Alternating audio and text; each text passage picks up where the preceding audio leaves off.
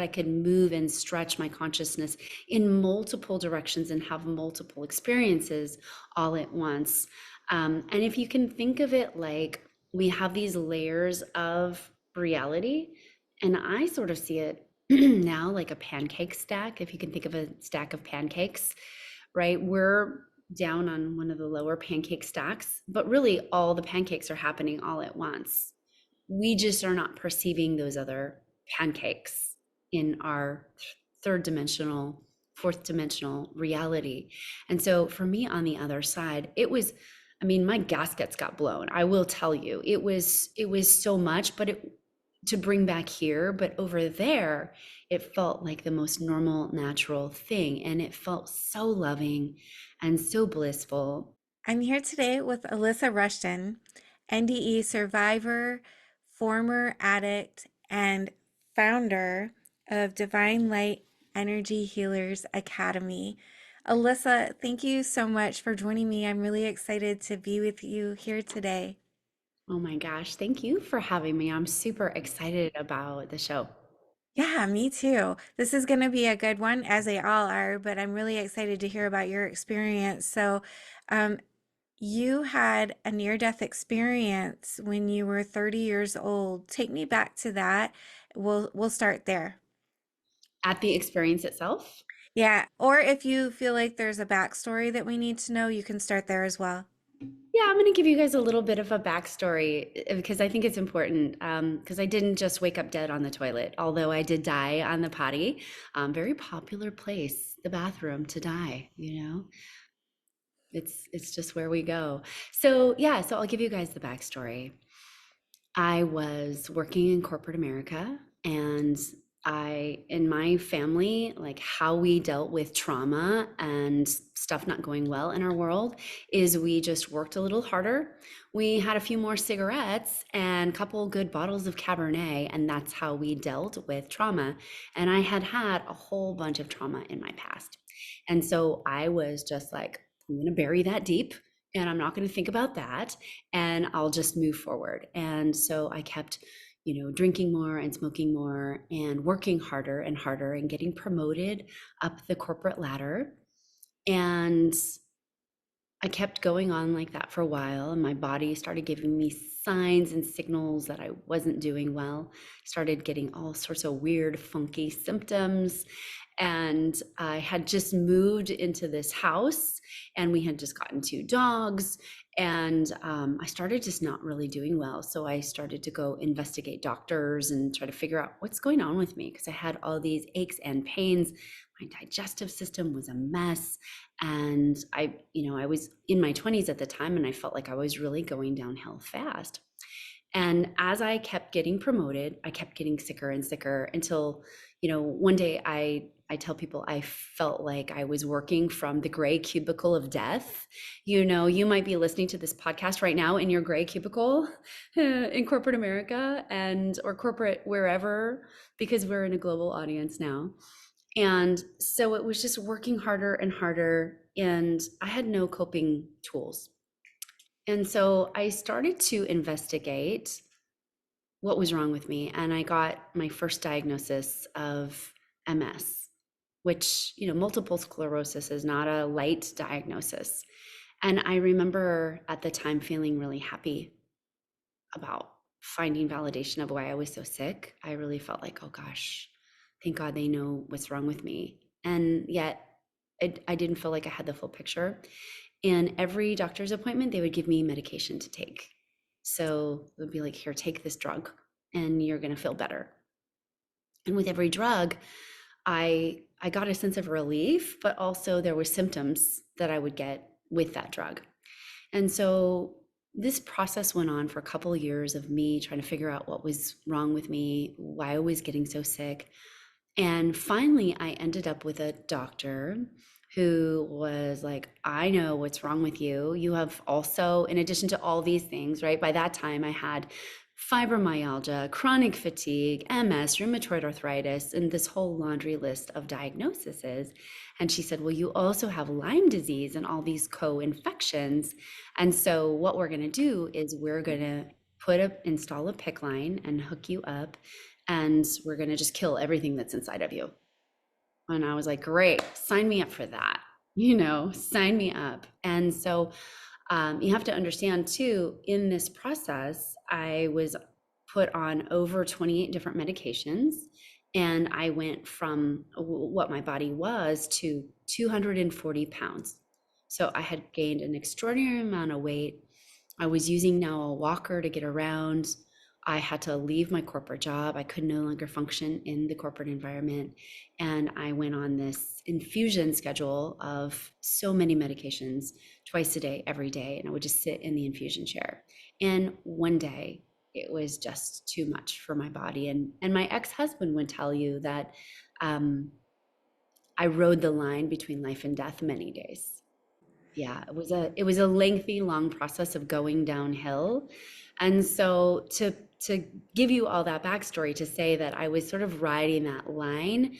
And now something that I want to also add in is the drugs. Some of the drugs they were giving me were therapeutic to help the body, but I was also on end of life pain management. And I'm talking fentanyl suckers, morphine, fentanyl patches, and a whole cocktail of anti-anxiety drugs. And so, with fentanyl, you've probably seen the signs around your town, like one fentanyl can kill you.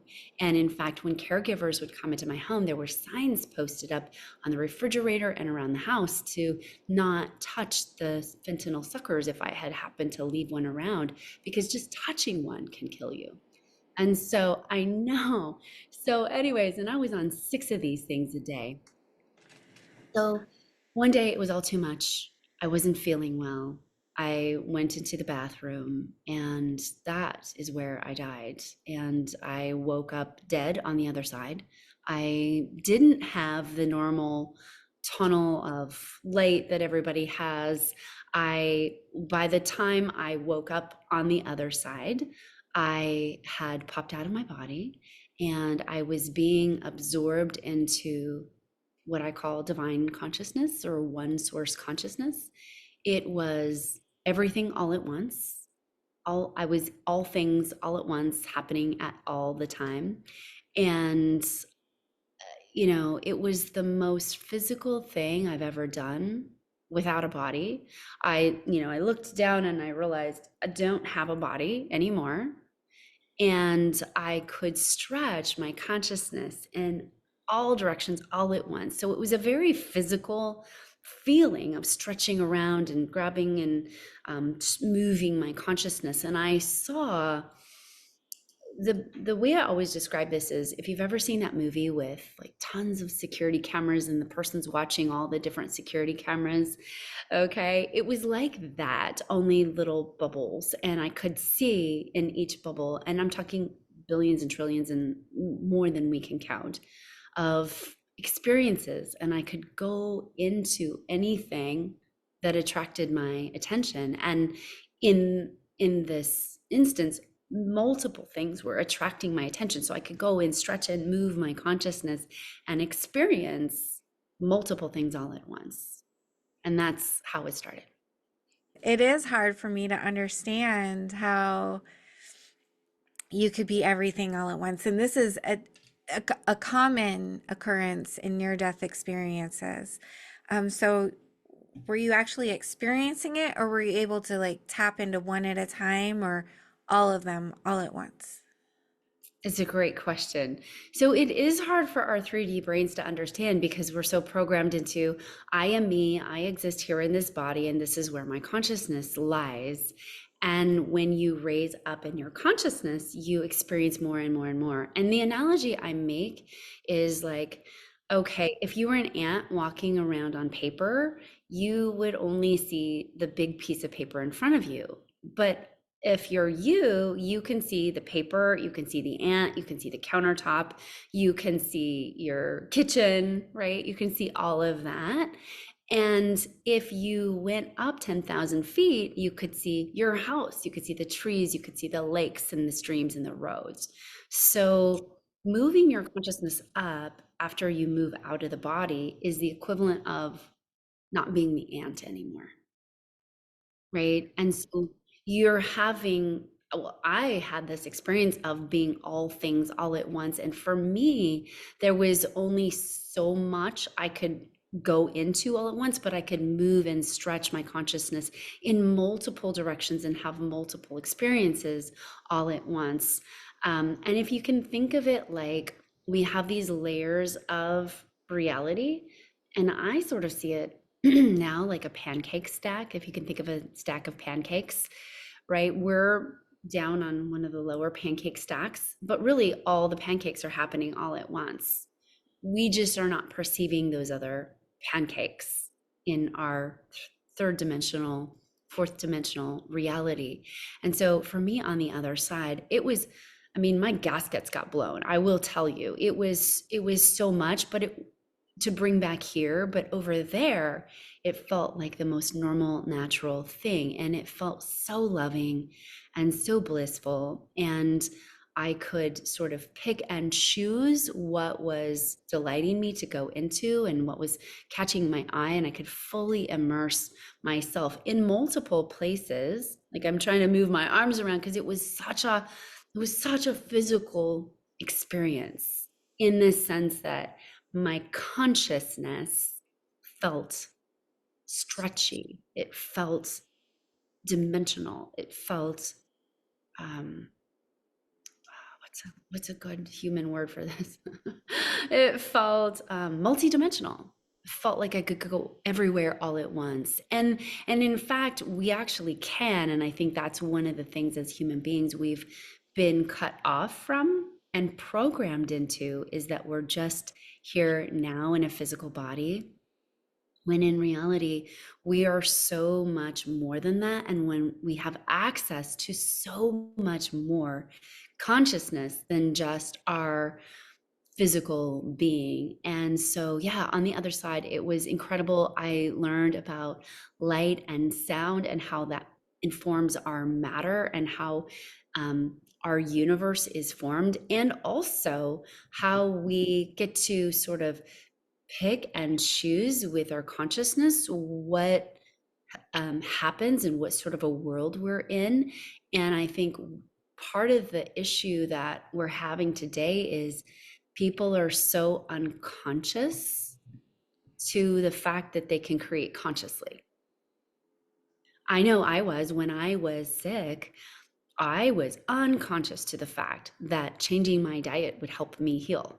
I was unconscious to the fact that I had access to all these healing modalities. I was unconscious to the fact that I could command my body to do different things. So I think that part of the issue with our world and our planet today is that so many people were born into the world and came here sort of in autopilot mode, just doing the programs that their parents and their parents' parents programmed into their DNA, and that just runs on autopilot until we fix it. And so that's part of also what I saw on the other side is how do we heal the body? I think it's one of the big reasons why I came back here is to help people understand how to heal the body. Because as you can see, I'm no longer 240 pounds. I no longer use a walker to go around. I no longer have to wear diapers. I no longer have a PICC line in my arm.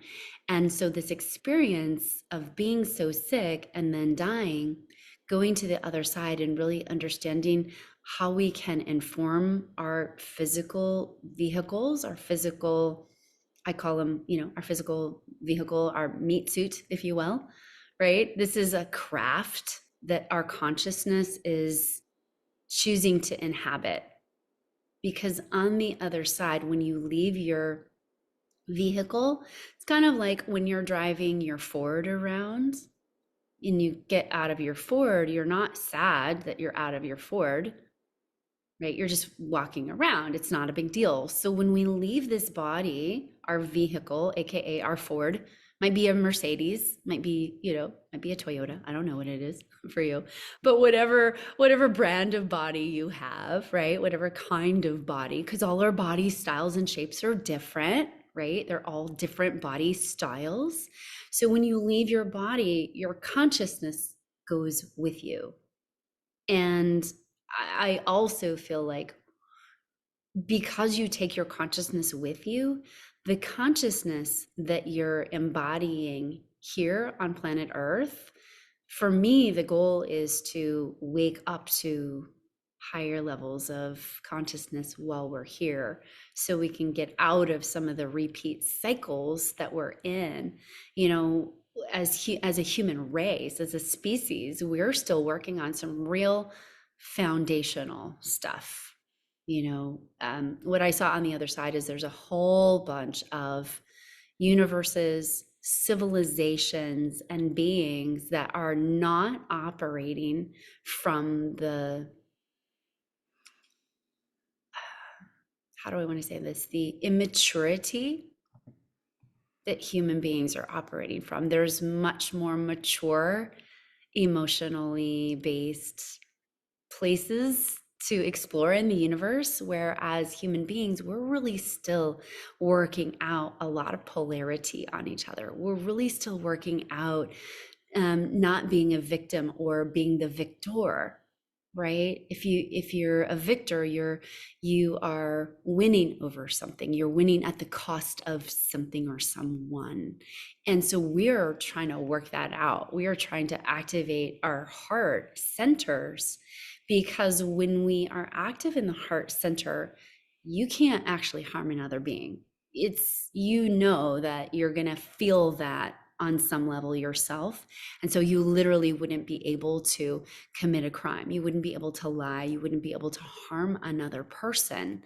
Yeah, there might still be accidents that happen, but we're not harming one another. So here on planet Earth right now, part of what I saw is we're still working out real fundamental, real basic stuff as human beings. And I think that's what we're seeing right now on a global scale. And so on the other side, what I realized is that the healing process is a creative one. It is, dare I say, forcing, or maybe a better way is inviting us to do different paths that we never would have explored before, to heal in different ways and heal from traumas. The genetic imprints happen at the genome level, at the mitochondrial level, at the DNA and RNA level. And so what happens is that your grandma and your grandma's grandma and your grandma's grandma's grandma got these genetic imprints and traumas, and they didn't have any tools to heal them. There was no tools, there was no information, there was nothing other than like go to church and ask for forgiveness, right? That was the only tool that we had. But now we actually have all these tools where we can go into the DNA and actually heal and deal with the trauma and clean it out. Because what happens when we clean out that trauma, it leaves the DNA imprint. We no longer perpetuate it. We don't carry it forward. But our ancestors hadn't done the healing work. And so we are now here on planet Earth trying to work out, like, how do we heal this trauma? Oh, my trauma is up. Okay, let me deal with this and let me heal it. And when we finally do, that's when we get this really huge shift. But it does require us to do just about everything in our lives differently. What's the difference between our grandparents' time and now? Is the planet changing? Is the planet's frequency or vibration changing? And so now we have access to these healing modalities that weren't available before? I love that you asked this question. Thank you so much. Absolutely, yes. Our planet is changing, but also our place in the solar system's changing. We are actually, if you can look this up, you can research it. Science.com is a great one to go to. But our planet is in a whole different place in the solar system. So if you think about how light works and you think about what light is information. At the subatomic particle level, there's these little things called neutrinos, okay? And neutrinos pack in information, but they also pack in light and sound. All of that goes to form our reality.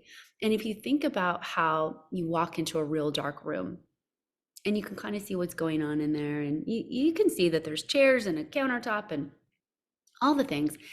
And then you turn on a brighter light, you might then see, oh my gosh, there's some spiders in here. There's some cobwebs in here. I'm going to clean this out. And so think about it, where our earth is going. Remember how they called it the Dark Ages? Way back in the day, and all that gnarly stuff was happening on planet Earth, and we were doing some really gnarly stuff as human beings to one another. Well, part of the reason for that is because we were being blocked off from what's called, I call it our galactic center, this source of light that's sending subatomic particles of light to us or not. And so if the lights in your kitchen are turned off, you're not going to see if it's dusty or if there's spiders. You're not going to be able to, you're going to probably bump into a lot of stuff. You might even trip over something and hurt yourself. So we've been in that place, and slowly since about 2010, the frequency really started to ramp up and more light started to come onto the planet. And then in 2017, we got huge influxes of light. And you can research this. If you look at the Schumann resonance, which is the Earth's frequency, I forget how long they've been measuring it. I think since the 1950s. It's really never gone up above 9, okay, in the Hertz scale. And all of a sudden in 2017, it started spiking to 20 Hertz and 40 Hertz. And all of this new frequency starts coming online, right? And so we're literally moving into a time when we have the most active sun. Our sun's in that solar maximum cycle. Why is that? Because our sun is aligning with our galactic center. And so more information's flowing down, activating that solar maximum, putting out more solar flares. When you have more light hitting the planet, all sorts of cool things happen, like the northern lights that just happened this weekend, and it was going off around the planet. And that is literally those neutrinos and subatomic solar particles hitting our magnetosphere, our energetic field, and it's lighting up new frequencies. It's lighting up new colors. We are getting this rainbow light activation. And so all of that light frequency is doing something that I call the French press effect. So if you've ever put coffee or tea in a French press, you have to kind of squeeze down on the tea or the coffee, and sometimes it gets a little hard, and then you get all this wonderful, delicious liquid. But we are squeezing out the grit right now. We're purging out and seeing the places where the grit is in our system individually and collectively. It's massive. And I would expect things to get a little bit more of a wilder ride in the last half of this year, 2025 and 2020. By the time 2026 comes around, what I've been told is that that's when we start to make more of a shift into a positive place. But I think the next couple years, it's the equivalent of what happened probably to me after my near-death experience and coming back. I realized how broken I was. I realized how off track I was and how I was doing all the wrong things to heal my body that weren't working and that were in fact killing me. And so I had to make a shift and a change in every single aspect of my world. I had to go in and just scoop up all these parts of me and heal them and do everything differently. And so I tend to think that's what's happening to us here as human beings on planet Earth, is that we are individually and then collectively having a massive sort of a near-death experience and awakening. I do want to go back to your experience for just a minute here, where you're talking about the pancakes. Um, are those like parallel universes or parallel realities? And are they just completely different universes than what we have or what we experience here in our solar system, in the Milky Way galaxy, this universe here? Well, the answer is yes, yes, yes, and yes. So if you can think of, we tend to think of that there's just one us, one planet, And most people got trained that there's just one planet in the whole Milky Way that has beings on it. False story, okay? Not accurate, but that's okay. That's for another day.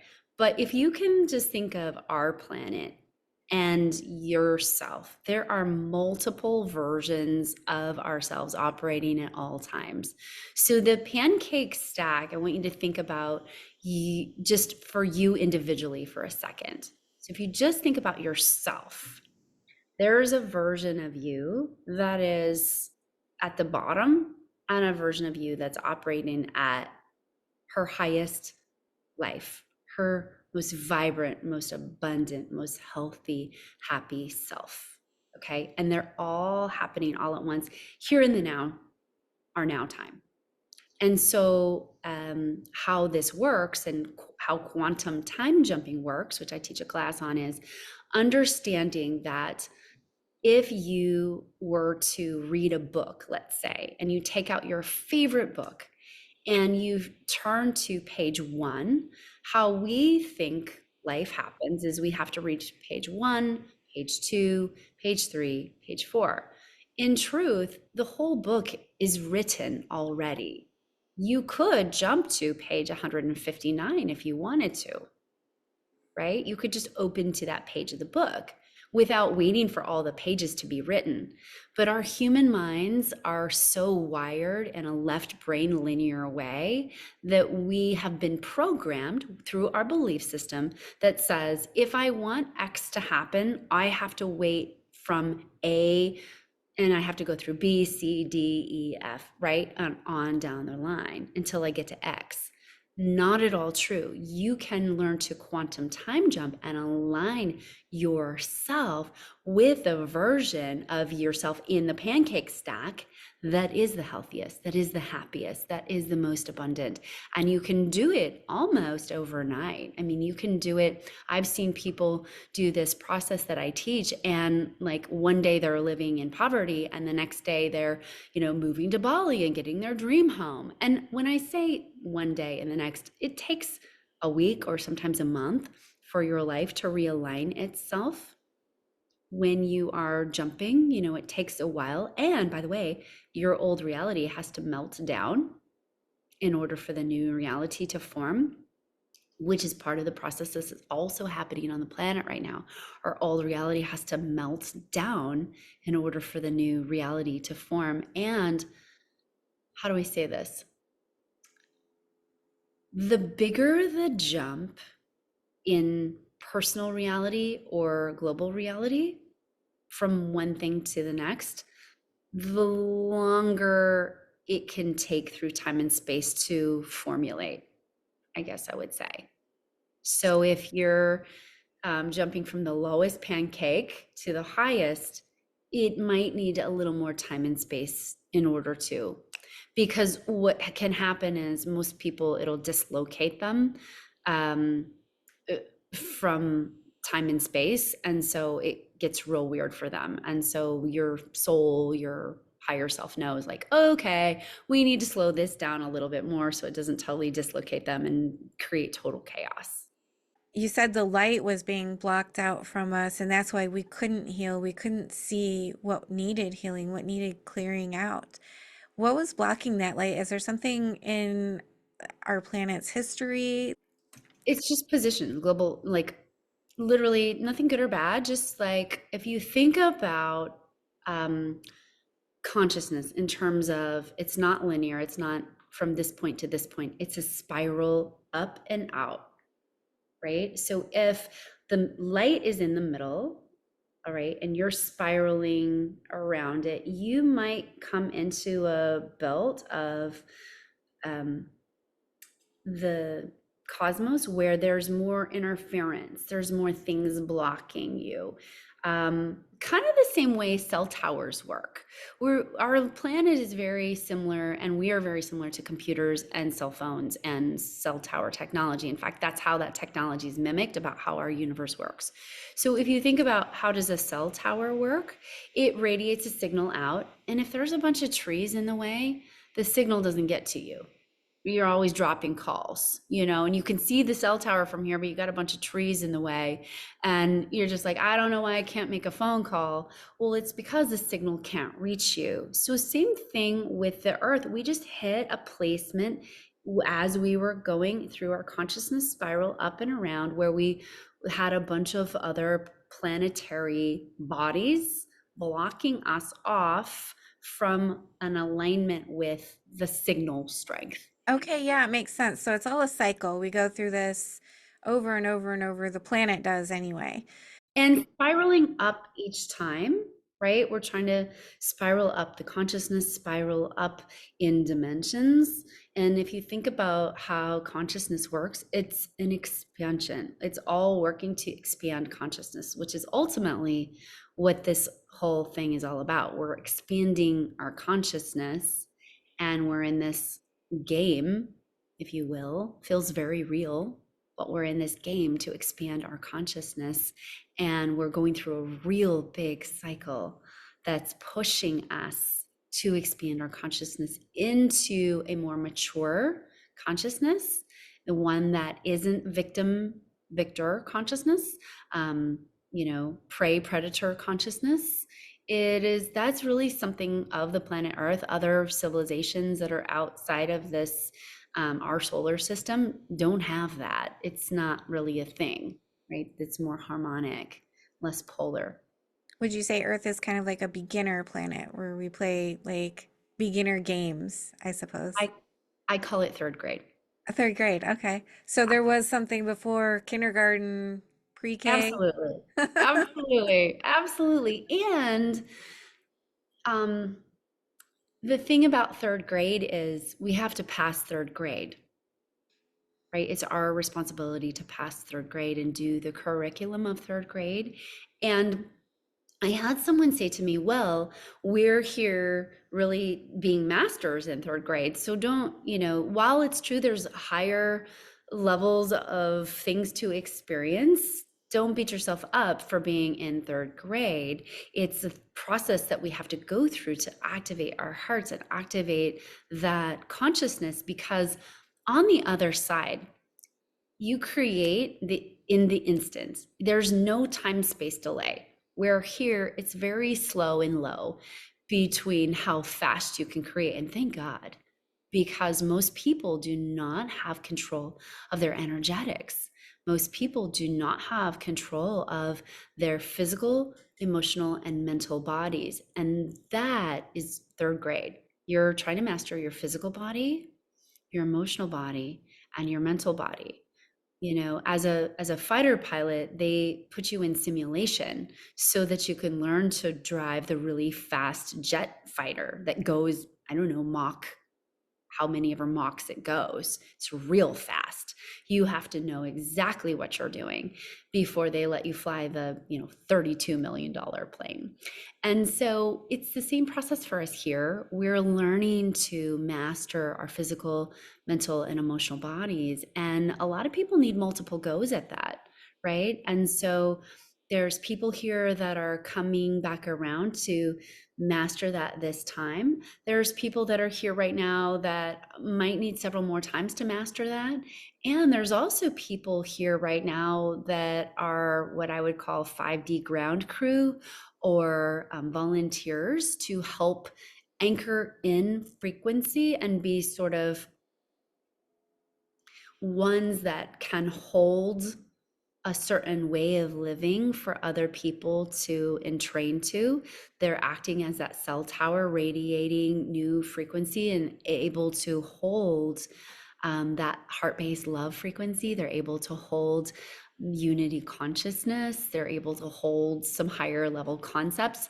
In the past, it was the Buddha, it was the Christ, it was the some of the more St. Francis of Assisi, right? It was Mother Mary, it was some of those individuals. And now we're filled with a planet of volunteers, of people who have been to Earth before and came back and volunteered to say, I will hold this frequency no matter what's going on around me, and I will invite you into your heart and to see things through the eyes of love and compassion, versus through the eyes of, I'm going to get you for what you did to me. Yeah, that makes a lot of sense. A more loving and caring, compassionate world is what I'm starting to see. Even, like you said, since 2010, but even before that, I think it started shifting. And back in the 70s, I think, we're near, Dr. Moody coined the term near death experience. I think that was where it was first starting to come to light. And even back in the 60s, with that love, peace kind of generation, we've been seeing a shift happening for many decades, but it's accelerating. So it's exciting to be a part of it.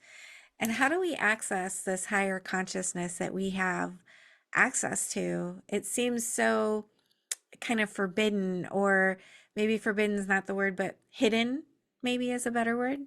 Is there a way, an easy way for people to kind of just, everyday people to kind of start on their journey of accessing it? Is there something simple they can do? Well, I love that you use the word forbidden because it actually has been forbidden. And most religions talked you out of your access to divine source energy or universal source energy or God energy, whatever you want to call, whatever word you want to use. Up there, there's no words, right? It's all telepathic, it's all imagery, it's not any like English language. Or Chinese language or Japanese language, right? It's not that. So to answer your question, it has been very forbidden. It's been trained into most people on the planet that no, you cannot directly connect to God or the universe. No, you cannot. And how dare you? You've got to go through this other person, first of all, this other human person to do it.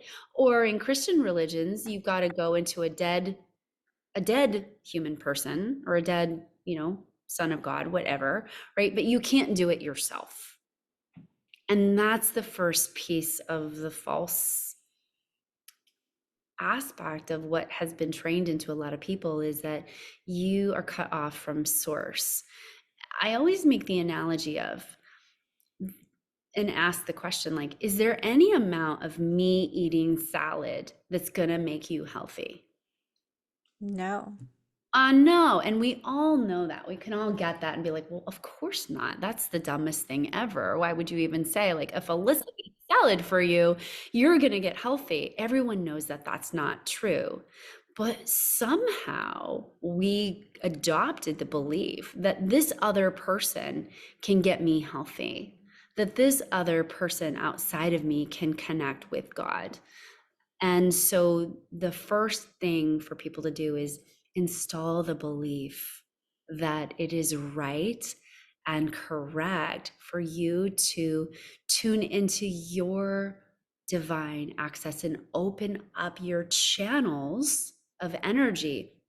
We can see this on a camera now. There's scientific camera technology that shows you that you have energy that lives outside of your body. Carillion photography shows it so clearly that you have this energetic field outside of your system.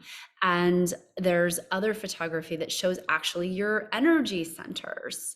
So to have install the belief that I am more than my physical body and I can connect to the earth below me and the heaven above me. And it's exactly like a computer works. If you want your computer to work, you plug it in and you're plugging it into an electrical source and a grounding source. If you didn't have the grounding source, you'd blow your computer up. So what are we doing? We're setting our intention to ground ourselves into the planet, and we're setting our energy to connect up into the highest source of light we can find, AKA God, AKA the universe, AKA whatever name you want to give it, right? And connect up in with that electrical magnetics and then ground it in so we don't blow our own gaskets. And that's the single biggest thing that we can start to believe, is that it's right. It is good for me to tap back in to my own power sources above and below me and stop, walking around in plastic shoes all the live long day and get connected to the earth. Because the other truth is that we have also been indoctrinated into a way of living that is not in harmony with getting physical body healing and access to information. We literally are cutting ourselves off from physical body healing. So if you think about how the planet works, it is the ultimate rejuvenation and healing machine. I live here in Hawaii and I swim with animals every day, mostly dolphins and turtles, but they're not making shoes. They're not so they can walk around. They're not having dolphin hospitals to go to. They're healing themselves. And you'll see animals with big gashes and they're living in a wet environment. Technically, they shouldn't heal. Like if we did that, we wouldn't heal. But they know how to do it. They haven't been belief trained out of this ability to self heal and tap into the healing frequency of Mama Earth. I was watching a storm come in and it blew down these really big trees and they were so pretty and sitting on a resort property. And the woman who owns the resort said, I'm not going to take these trees away. I'm going to let them sit here and I'm going to imagine them coming back to life and I'm going to cover their roots, even though all their roots had been pulled up. I'm going to cover them with sand. And wouldn't you know it, these trees regenerated themselves and now they've got new leaves on them. So we as humans have forgotten and been belief trained out of the fact that we have infinite capabilities of healing. We can regenerate. Heck, even the geckos can grow a new tail. The only reason why we can't is because we've been told that we cannot. We've been belief trained into worst possible outcomes, right? You get lost in the woods and you've seen those movies indoctrinating your belief systems into the worst possible outcomes versus calling in your angels, calling in the energies to support your highest outcomes, calling in miracles.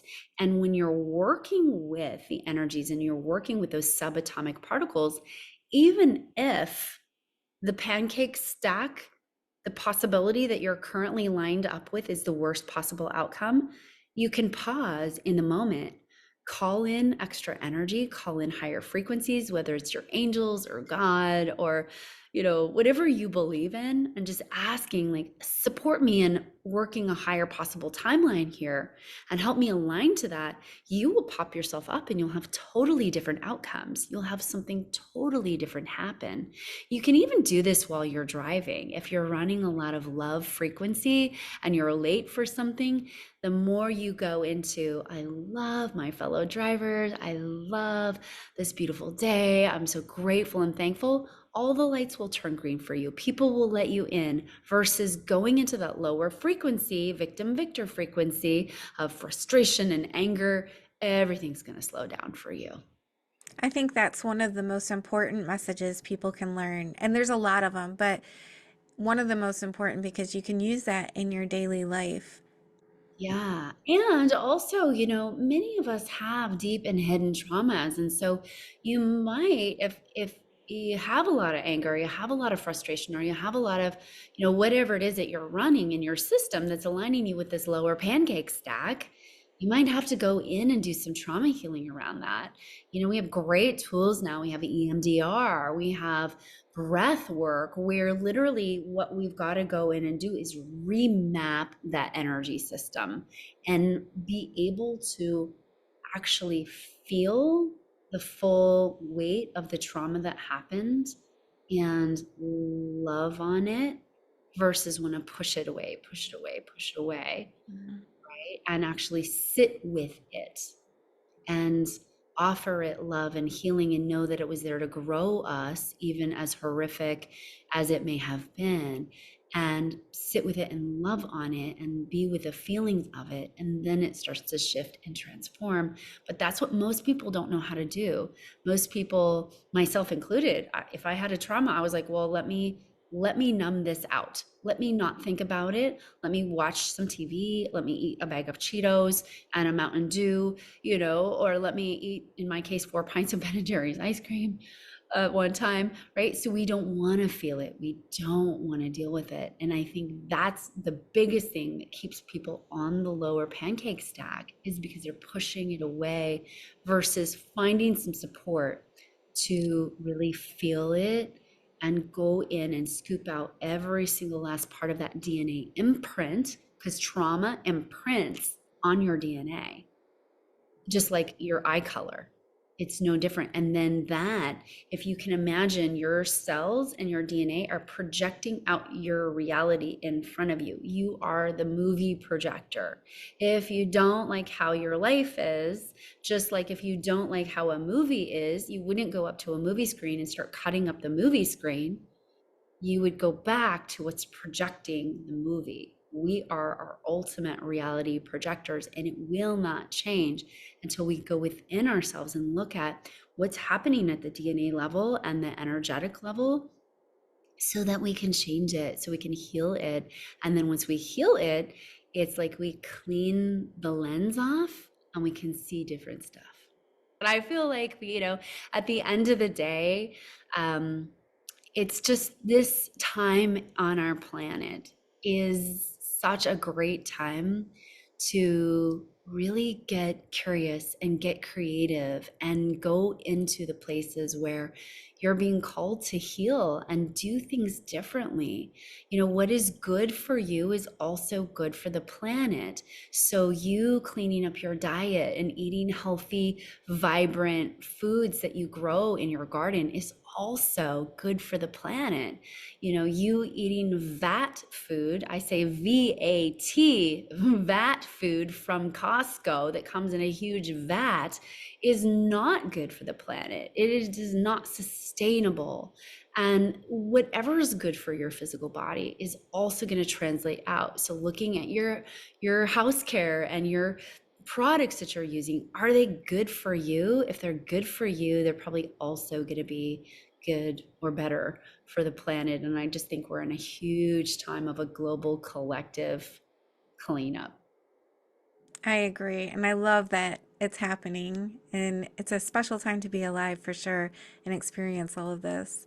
If my viewers wanted to reach out to you, how can they find you, Alyssa? You guys can go to the raiseyourvibrationtoolkit.com. It's a really actually cool toolkit that you can go to. It's free and it's going to give you some practices to help you do a lot of the things that we talked about today, but most specifically helping to align you to those higher levels of the pancake stack so that your life's a little more fun, your body's a little more healthy, and you can just enjoy your time here on earth. Love that. Thank you so much for being my guest, Alyssa. This has been enlightening, inspiring, and just a beautiful experience all around. Thank you. Likewise. Thank you for being here. I just want to tell you how much I appreciate you being here and supporting my channel. If you haven't already subscribed, please consider subscribing if you enjoy near-death experiences and other spiritually transformative stories. It helps the algorithm know that this information is useful and push it out to more people. And that's the goal, to get as many people to know that we are eternal spiritual beings and that we never die. Our bodies might die, but our essence will never die. And I want people to live with less fear. Let's all spread the word. Like, comment, subscribe, share, hit that little notification bell so you get all the notifications when my videos post. Thank you for all of your support. I'm sending love to you.